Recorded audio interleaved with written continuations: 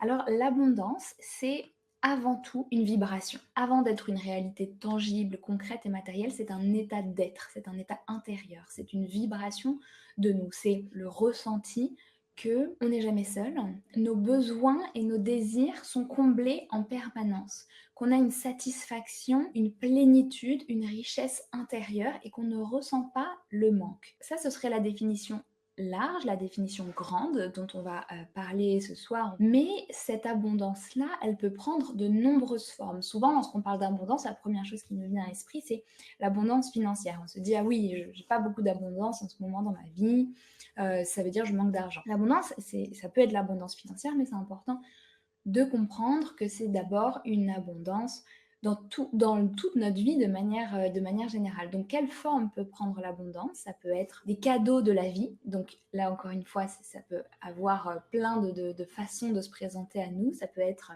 des rencontres, des opportunités, ça peut être un sentiment de richesse, qui nous arrive des choses, ça peut être un sentiment que nos rêves se réalisent, ça peut être des mots de notre entourage, des personnes qui nous aiment, des personnes qui nous soutiennent, une présence d'amour dans notre vie de tous les jours. Ça peut être vraiment énormément de choses qui nous remplissent, qui nous font nous sentir riches, qui nous font nous sentir prospères de l'intérieur. Est-ce que vous commencez à voir un petit peu l'énergie qu'est l'énergie d'abondance? Cette abondance est avant tout un sentiment.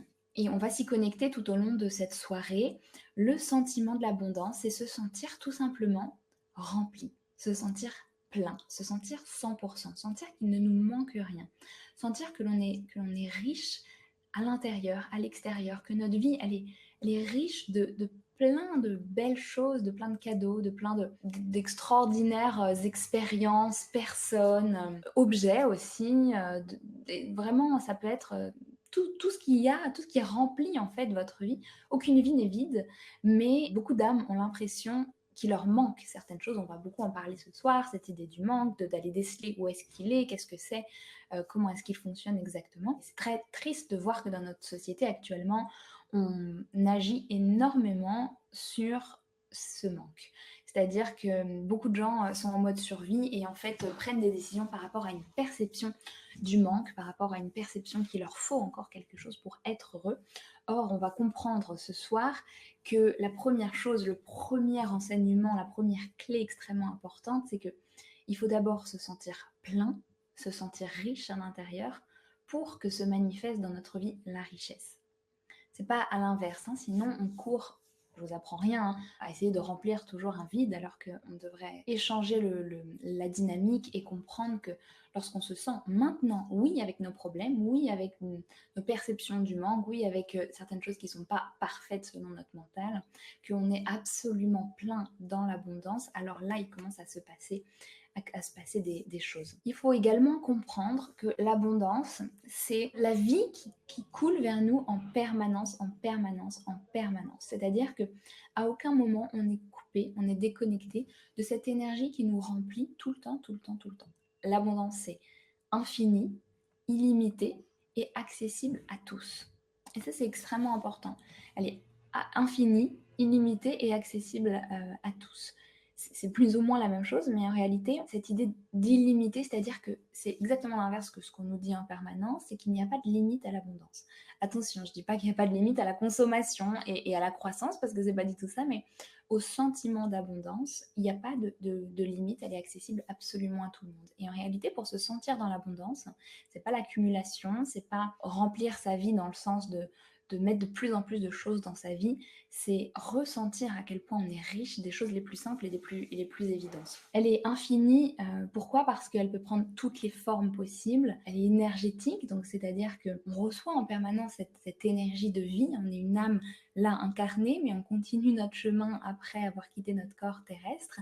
Et donc on est toujours en train de recevoir, de recevoir, de recevoir. Et elle est accessible à tous. Il n'y a personne qui soit né sous cette idée de non, moi j'ai pas eu de chance, moi j'ai pas l'abondance dans ma vie. Alors on va voir pourquoi il y a des âmes qui ont choisi d'expérimenter peut-être certaines difficultés financières ou dans certains domaines, mais personne n'est coupé de l'abondance, elle est vraiment accessible à tout le monde, c'est un droit divin. J'insiste vraiment sur ça, c'est-à-dire que euh, euh, comme chaque âme a le droit de sa quête au bonheur, chaque âme a le droit d'accéder à l'abondance divine. Virginie, plus on a parlé de ce thème, plus j'ai été guidée vers la nature et abondance. Je suis abondance et ça m'apaise. Alors justement, c'est justement un sujet dont je voulais vous parler pour vous expliquer ce qu'est l'abondance et vous faire comprendre à quel point c'est une énergie qui est partout. C'est comme si vous mettiez des lunettes et de voir que absolument tout est abondance. Et la nature qui est l'expression directe du divin, de la vie, hein, c'est l'abondance pure. Quand on regarde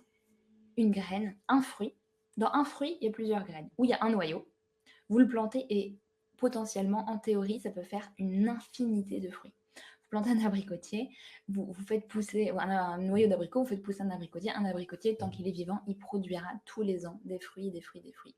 Et c'est pareil pour tous les fruits, pour tous les légumes, quand ils n'ont pas été génétiquement modifiés pour être stériles par Monsanto.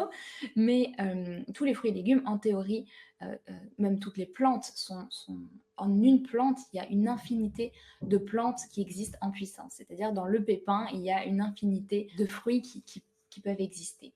Mais regardez, pensez à la nature peut-être qui vous environne ou à la nature, la dernière dans laquelle vous êtes allé. Pensez aux montagnes, pensez à la mer, pensez à toute l'eau. Et la meilleure des images possibles pour l'abondance, c'est la cascade, hein, parce que c'est cette idée que ça tombe du ciel et qu'on reçoit, et une cascade ne s'éteint jamais. Une vraie cascade, nos chutes du Niagara, elles s'éteignent jamais. Il y a toujours de l'eau, pour peu que tout fonctionne bien, il y a toujours de l'eau qui est en train de couler, il y a toujours cette richesse, cette abondance, ça ne s'arrête jamais.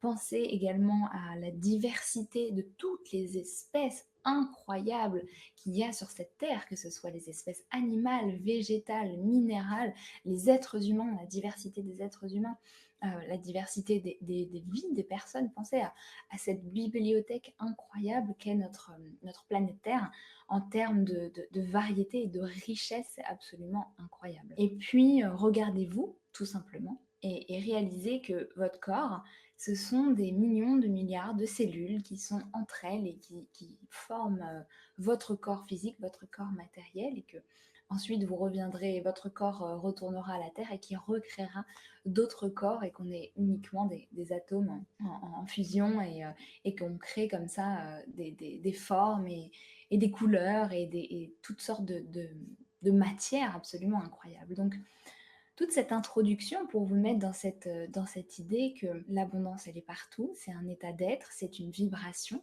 Et là, je pense que vous commencez déjà à vous plonger à l'intérieur. Vous voyez déjà autour de vous à quel point l'abondance, elle est absolument partout. Dans cette idée d'abondance, dans cette idée que l'on reçoit du divin en fait en permanence, il y a une idée de justesse. On reçoit exactement ce dont on a besoin lorsqu'on est dans l'abondance, pas ni plus ni moins, et on pourvoit à tous nos désirs et nos besoins. On ressent de la joie, on ressent du bonheur, de la vitalité, de la santé dans notre vie. En fait, on ne manque de rien. C'est comme une satisfaction permanente, peu importe ce qui peut se passer dans notre vie. Dès qu'on a un besoin, on sait qu'il va être pourvu par la vie, tout simplement. Et dès qu'on a un désir, un vrai désir du cœur, parce qu'il y a les désirs du cœur et les désirs de l'ego, mais dès qu'on a un vrai désir de l'âme, du cœur, alors on nous donne les outils, on nous donne les moyens de le mettre en œuvre et de concrétiser ce besoin. Donc comme je vous disais, l'abondance, c'est un état d'esprit qui est à développer. Et notre mental, notre ego, comment fonctionne-t-il? Il fonctionne en priorité avec l'idée de manque. En fait, le mental est toujours en train de chercher des manques, des problèmes, des choses à régler, là où ça va pas, là où il faut qu'on fasse quelque chose parce que c'est très très grave. On pourrait parler des hommes préhistoriques qui étaient toujours il faut pas avoir faim, il faut pas mourir, qui étaient en mode survie. Et en fait, notre ego, après des vies et des vies à être en mode survie, a encore les vestiges de ça.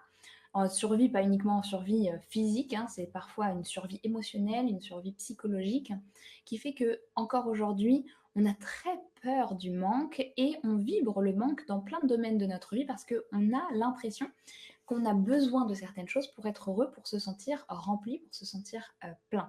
Et vous allez voir que ça, selon les personnes, ça peut être, voilà, il faut une relation, il faut un travail comme ci, comme ça, bon, on a toujours un peu les mêmes qu'on retrouve, mais on va se libérer de ça pour pouvoir se connecter à cette vibration. Et Laissez-moi vous dire que cette vibration-là, quand on la vibre tout le temps, quand on est pleinement, pleinement, pleinement connecté à l'abondance, on ne ressent jamais le manque. Et presque, j'ai envie de dire, on n'a jamais besoin de quoi que ce soit. Vous allez me dire, bah si, on a soif, on a faim, on a besoin de dormir, etc. Bien sûr, c'est évident, notre vie, elle continue, mais on ne ressent pas cette tension qui est créée au moment de l'émergence du besoin, cette tension, ce stress, cette peur qui arrive lorsque on a l'impression qu'il faut qu'on vite, qu'on remplisse ce besoin-là. Ce qui se passe notamment avec les addictions, quelles qu'elles soient aussi, et on est tous, hein, on est tous des addictions, je pense que peu de gens peuvent dire qu'ils n'ont aucune addiction, parce que ça peut être très, très, très petit. Et en fait, c'est simplement une façon qu'a trouvé notre ego mental en mode survie pour aller répondre à un besoin émotionnel immédiat. C'est-à-dire qu'on a le besoin ou le sentiment que l'on n'est pas aimé, accepté, ou on a une peur qui émerge, on a une blessure émotionnelle qui arrive. Et donc, en fait, ça crée un manque, ça crée un vide. Quand on dit combler le vide, c'est ça, ça crée un sentiment que l'on n'est pas assez, que l'on n'a pas assez d'amour, qu'on se déconnecte en fait de l'abondance dans ces moments-là, et on vient se remplir, entre guillemets, par une activité qu'a déterminé par notre chemin, notre corps, notre ego. Donc ça peut être vraiment, bien sûr, les grandes addictions, alcool, jeux, drogue, sexe, etc. Mais ça peut être aussi des choses très simples, hein, comme aller sur son téléphone, sur Instagram. Hein, moi, je suis par exemple coupable de ça, ou sur les réseaux sociaux, ou ça peut être manger des choses sucrées ou des choses grasses. Ou il n'y a pas des gens, par exemple, qui vont faire le ménage à chaque fois ou avoir un besoin compulsif, en fait. Hein. C'est quelque chose où il n'y a pas un besoin, là, justement. Mais en fait, le besoin n'est pas de manger, le besoin n'est pas de travailler comme un fou, mais on vient remplir un autre besoin par cette porte de sortie là. Lorsqu'on commence à se libérer en réalité de ces faux besoins, de ces faux manques, de cette perception là, et qu'on commence à se connecter avec l'abondance, alors c'est un chemin, hein, c'est pas du jour au lendemain, vous allez être dans l'abondance totale et parfaite, et vous n'allez plus jamais avoir un comportement addictif, mais c'est un pas énorme déjà que d'avoir la volonté, la motivation de se connecter avec cette abondance-là et de cultiver en fait cette vibration-là qui petit à petit va s'ancrer en vous et va venir remplacer votre ancien mode de fonctionnement ou votre ancienne vibration. Donc effectivement, quand on est en théorie pleinement, si on était un peu plus évolué comme âme et comme être, si on était pleinement connecté à la vibration de l'abondance tout le temps, on ne connaîtrait jamais, jamais le manque. Et d'ailleurs, dans les plans évolués, dans les plans supérieurs, il n'y a pas de manque. Et il n'y a pas de faim, il n'y a pas de soif, il n'y a pas ces besoins-là parce qu'on est sur un plan d'évolution supérieure et on a dépassé ce processus-là du manque et du besoin et on fait les choses par plaisir, j'ai envie de vous dire, ou par envie, simplement parce que ça nous parle, ça parle à notre cœur, ça parle à notre âme. Vous voyez, on ne travaille pas parce qu'on a besoin de travailler pour fuir quelque chose, c'est parce que l'action en elle-même a du sens et est juste pour nous.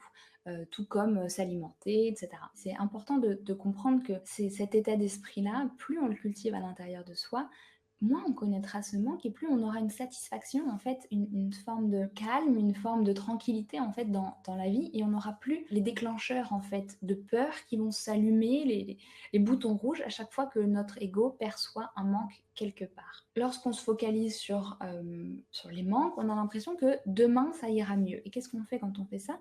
On se dépossède de notre pouvoir créateur, on se dépossède de notre responsabilité. On se dit, demain, quand j'aurai rempli ce besoin, ça ira mieux. Derrière cette idée du manque, c'est toujours un besoin de l'ego. Et les besoins de l'ego sont très très simples en fait, ils sont très basiques. C'est le besoin d'être accepté, c'est le besoin d'être aimé, d'être reconnu, d'être compris, qu'on nous donne une place. C'est toujours ça, c'est toujours ces besoins-là primaires, très, très importants de base, qui font que lorsqu'on a l'impression qu'ils ne sont pas remplis, qu'ils ne sont pas pourvus, eh bien on va commencer à se sentir vide et à aller trouver des portes de sortie. On va se dire ah, alors quand je vivrai de telle façon, alors je connaîtrai cette richesse intérieure, etc. etc. Je serai accepté, je serai compris, je serai reconnu, je serai aimé, je serai à ma place, je serai plus heureux, etc. Donc je vous invite déjà dès maintenant à lâcher prise dans les jours qui vont venir, quand vous allez apercevoir cette pensée, quand vous allez observer que il y a ce manque ou plus tard ça ira mieux, je vous invite tout de suite à lâcher prise et à vous dire Je suis dans l'abondance ici et maintenant. Ça peut déjà être un premier mantra que vous pouvez vous noter. Je suis dans l'abondance ici et maintenant. À chaque fois que vous avez votre mental qui vous donne une illusion que l'abondance, elle est demain ou que le bonheur, il est demain. Il y a deux choses. C'est-à-dire que tu as des choses qui nous inspirent et qui nous touchent sont des désirs du cœur. C'est-à-dire qu'on se dit, voilà, j'aspire à ça.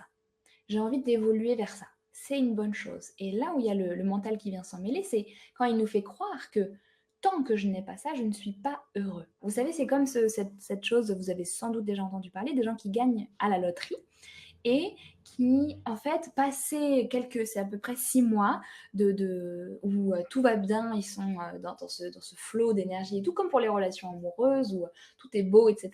En fait, ils retrouvent exactement le même niveau intérieur de bonheur qu'ils avaient auparavant. Donc, des gens dépressifs vont rester des gens dépressifs, des gens qui étaient heureux vont rester des gens heureux dans leur vie. Comme toujours, quand notre mental nous dit il me faut ça pour être heureux, c'est qu'on idéalise et on se dit dans cette situation, elle est mieux que la mienne actuellement. Mon niveau de bonheur profond, profond, profond, il n'a pas changé entre avant, quand je faisais autre chose, et aujourd'hui.